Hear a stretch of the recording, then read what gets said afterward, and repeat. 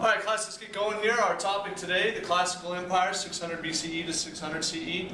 Essential question, how did the classical empires begin to lay the foundations for civilization?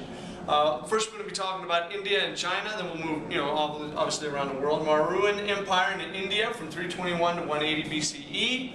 The founder's grandson of this empire was a gentleman named Asoka. He increased the power in the empire.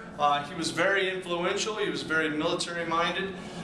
He increased trade, which made the empire very wealthy. And he converted to Buddhism himself, which also then spread throughout the empire. The Gupta dynasty from 320 to 550 CE. Chandragupta the Great developed advanced math. Concepts such as pi and just the number 0 were developed during this time. Now in China you had the Qing dynasty from 221 to 209 BCE. This was a very short dynasty, but it was very important. It linked up the Great Wall, so there were many walls to prevent the Mongols from moving south into China. Many different walls. He linked them all together to create the Great Wall of China, and he dramatically increased legalism. The Han Dynasty from 200 BCE to 460 CE developed a civil service system based off of the works of Confucius, who lived in China during this time. Inventions during this time, during the Han Dynasty, we're talking about things that we still obviously use today. Paper, sundials, not so much, but the rudder for boats and ships, and the compass. So very important inventions that would spread around the world and be very influential in the future. The next civilization we talk about is the Mediterranean. So the first set of notes you should be taking about the Mediterranean pertaining to the Persians. Now we got a lot here, I'm going to read through it really quick. The Persians unified and ruled over large areas in the Middle East. Lydians were one of the first to use coin money in all time. So within the Persian Empire we had smaller empires or ruling districts that played an influence in the Persians.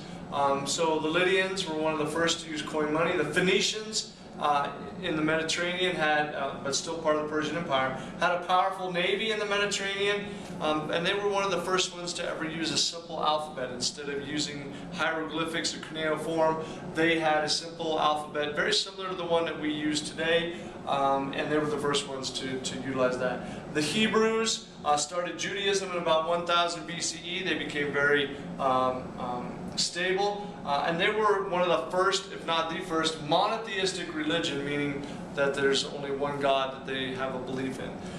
Greece was a perfect spot for trading. It was a collection of polises or city-states.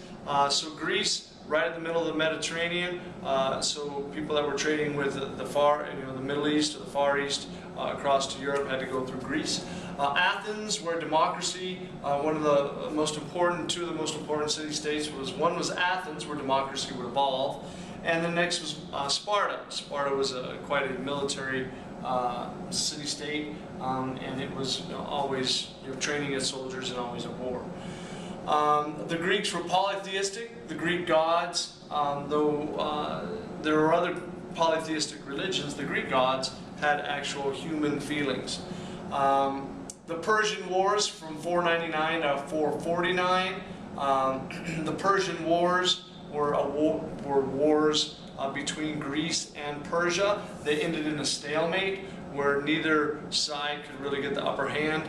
But this was tough for Persia to kind of swallow, because Persia was used to getting its ways and dominating other countries. The Golden Age of Pericles from 480 to 404 BCE. Pericles unifies Greece, rebuilds Athens. The philosophers Socrates, Plato, and Aristotle all thrived during this time. As well as the arts, you had dramas, tragedies, math was something that thrived during this time. Archimedes, Hippocrates, Euclid, and Pythagoras were all very important mathematicians during this time. You had the Peloponnesian Wars, where Sparta attacks Athens, which left actually both of them quite weak. and then the rise of Macedonia, since both of those very important city-states were, kind of on the decline because of so much warring. The rise of Macedonians, which is a little bit farther in Greece. Philip II was the ruler, and his son was Alexander the Great. And Alexander the Great, just like the name implies, would go on to conquer the Persians right here and spread Hellenism all throughout the Middle East. And Hellenism is the ideas of all of the things that we're talking about here with the philosophers and the mathematicians. These ideas and the Greek ideas were able to spread all the way to far east, all the way to India.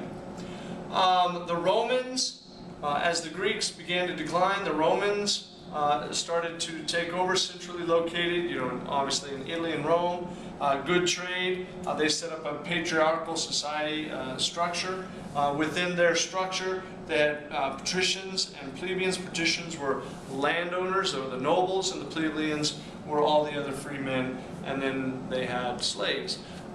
So this system was the beginning of the system for the Romans.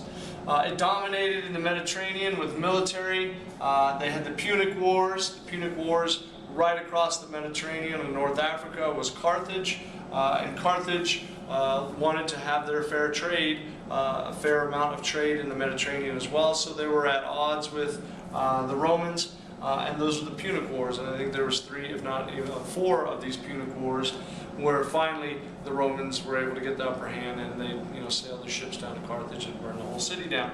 Rome was a republic for a couple hundred years, but inflation, a weak senate, led to imperialism. So they did have senators, they had representatives, but that did not flourish due to the fact of some factors that led to the downfall of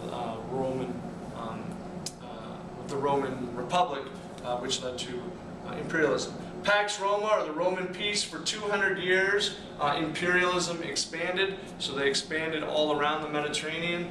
During this time, the arts flourished in Rome. You had literature, architecture, science.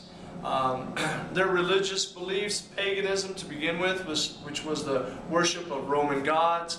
But in the early 300s, Christianity had began to spread much more so all around the Roman Empire. And Constantine, the emperor, declares Christianity official religion in the Roman Empire in 313.